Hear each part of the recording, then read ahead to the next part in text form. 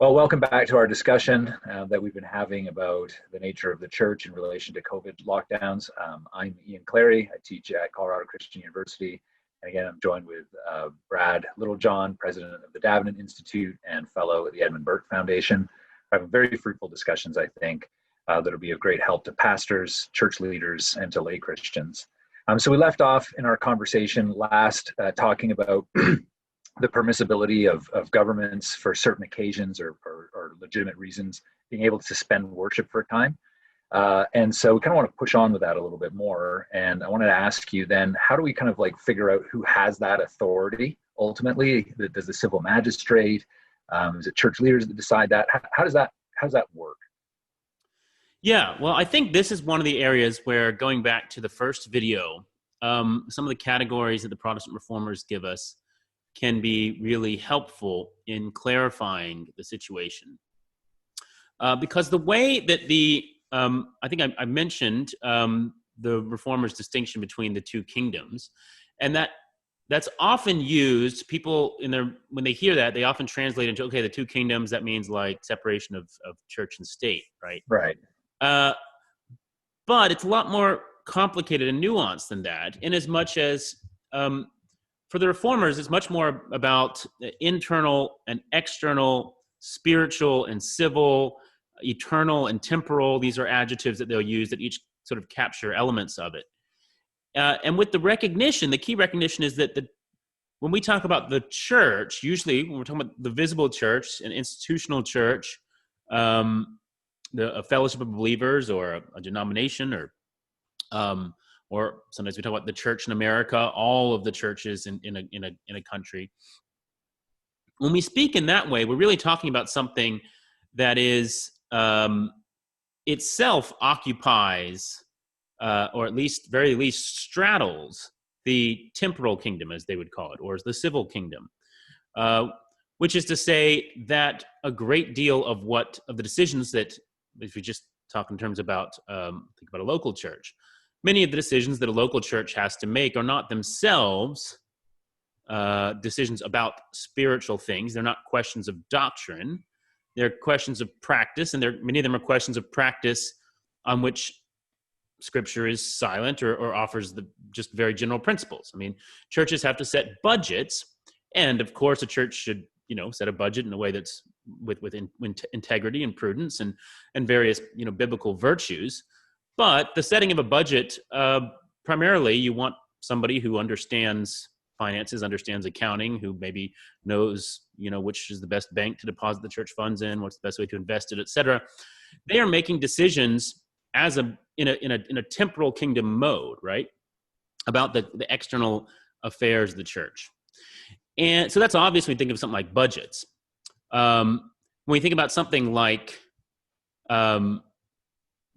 before I go on and make it more nuanced, the point here, what I'm getting at is, what the reformers would say is the distinction between spiritual and temporal is more significant than the distinction within the temporal.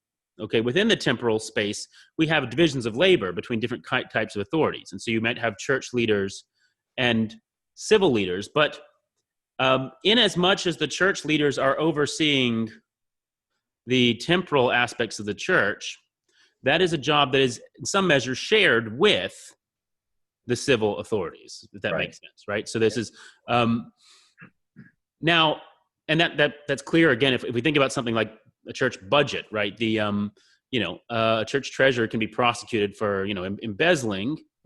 He's subject to the civil authorities in terms of how he exercises his office within the church to some extent, and there are all kinds of relevant laws that govern how the church handles its temporal property. All right. So the physical property of the church in some ways lies under the authority of the civil magistrate, even if the elders and deacons and staff have a more immediate oversight.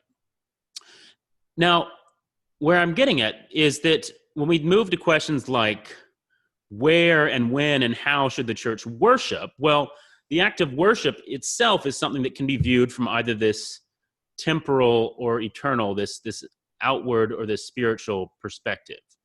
In as much as the kind of the central elements of worship that relate, that sort of guide the congregation's spiritual honoring of God, that is something that no temporal authority, least of all the civil magistrate, should have control over. However, the when and where and how of that, a fair bit of that is in fact left up to human discretion. And so, in the Reformation era, it was, it was reasonable for them to say, well, the civil magistrate is himself a Christian. He's a Christian layperson, and it's desirable to have some uniformity here in this city or nation. And so, on those discretionary matters, the Christian civil magistrate has some authority to establish the rules. Now, nowadays, we don't usually give the civil magistrate, he can't ordinarily decide what time of day the church should worship and various specifications about it. But it remains the case that in times and when circumstances arise in which those internal decisions of the church have ramifications beyond the church, have ramifications for the larger society, or have ramifications for the health and safety of the members of the church, which is the responsibility of the civil magistrate, then at those times, that kind of latent responsibility, there's always kind of this latent responsibility the civil magistrate has for the outward temporal aspects of the church's life. And in times of danger, that latent responsibility may become active.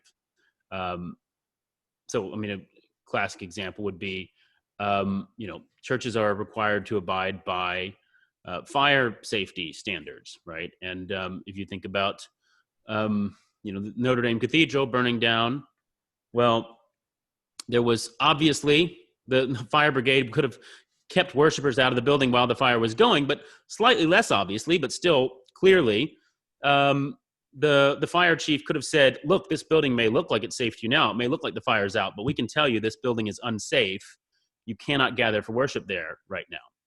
So analogously, a public health crisis, and this is something that was actually discussed in the, by figures in the 16th and 17th centuries.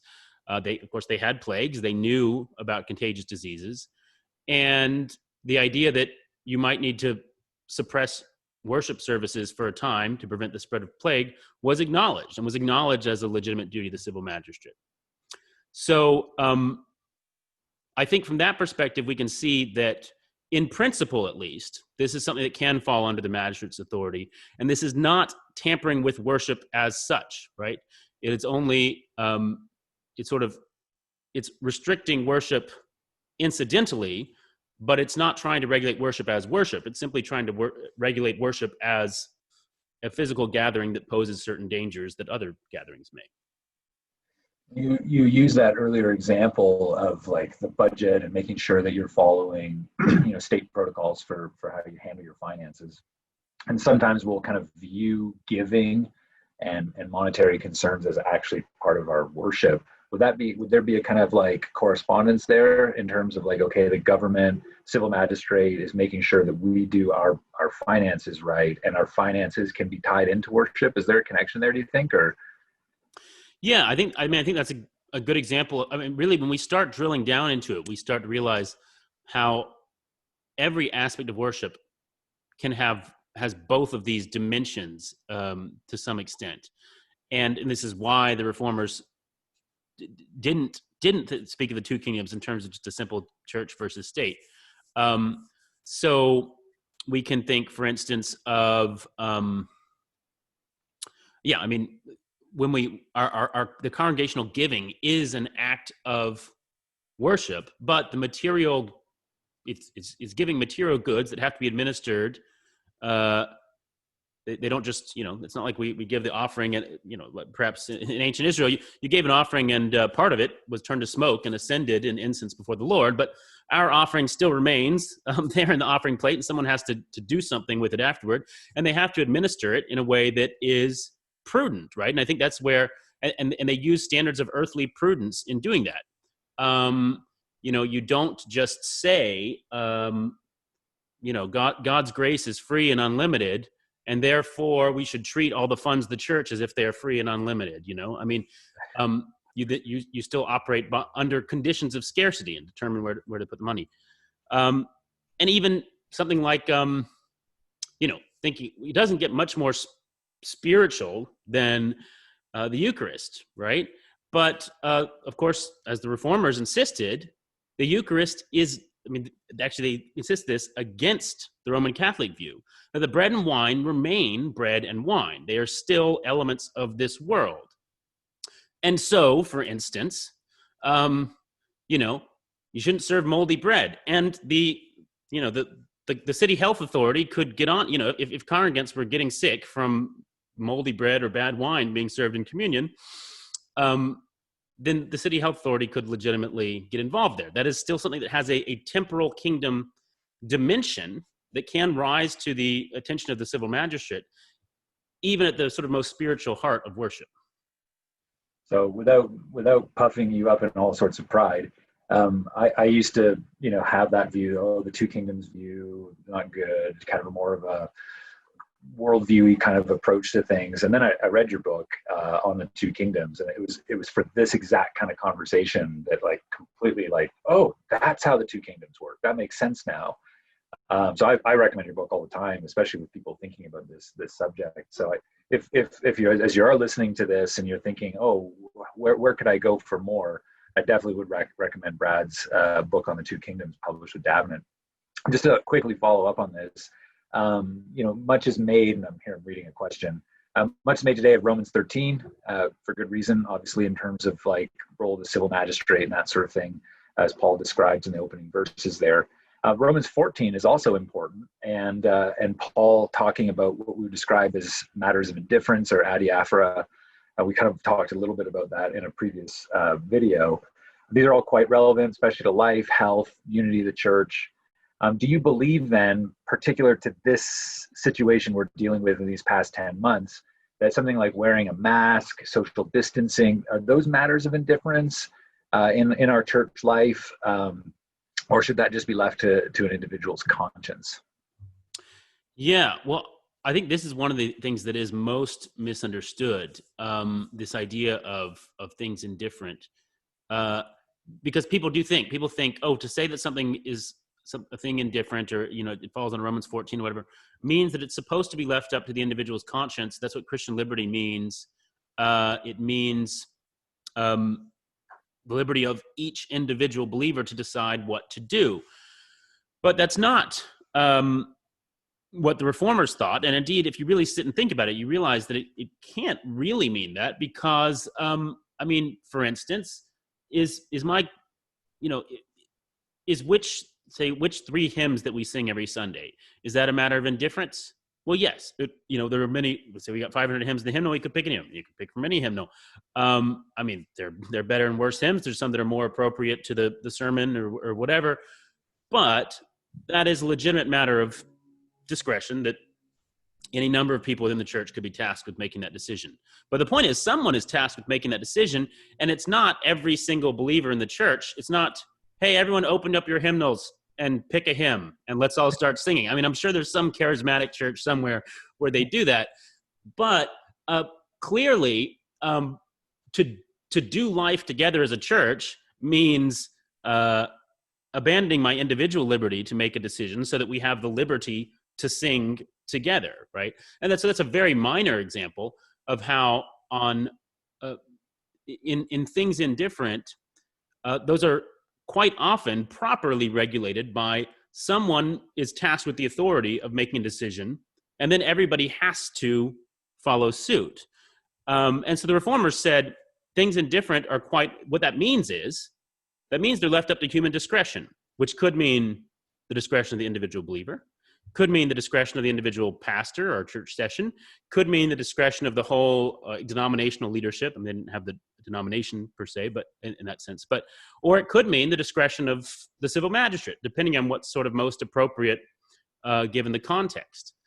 And when a proper God-given authority has made a decision about that thing indifferent, which again, worth cautioning, right? Indifferent, it's a technical term. It doesn't mean it doesn't matter. Right. It means it depends on the circumstance. So wearing a mask, it matters if there's a public health concern, wearing a mask, there's a good reason for it. The point, but it is something that is left to human discretion. What should you wear? But that human discretion can be exercised by God-given authorities. And if a God-given authority says you did have free choice in what to wear, but for the following reasons, you now have to wear this thing. The Reformers said that's at that point, you are supposed to submit to that authority. Now, we'll get into a later video of, what if it's a really bad or foolish command that is being made. But in principle, that authority can bind you to act in a certain way. And at that point, it's to say, for a church to say, oh, well, we want to respect everyone's Christian liberty to wear a mask or not wear a mask. Well, no, that's not what Christian liberty is supposed to mean. So what Christian liberty means is you can't say that wearing a mask is somehow has some sort of spiritual significance. This is what they were responding to was in the medieval church, where quite often what you wore or various kind of outward gestures and such were actually seen as necessary features of worship. The Reformers pushed back strongly on that. But if something is required for a temporal purpose, then it's not a violation of Christian liberty per se. That's very helpful. Well, we'll draw this to a conclusion in terms of these questions here, and we'll come back and look at the validity of these sorts of restrictions and how they work in terms of practice. Thanks.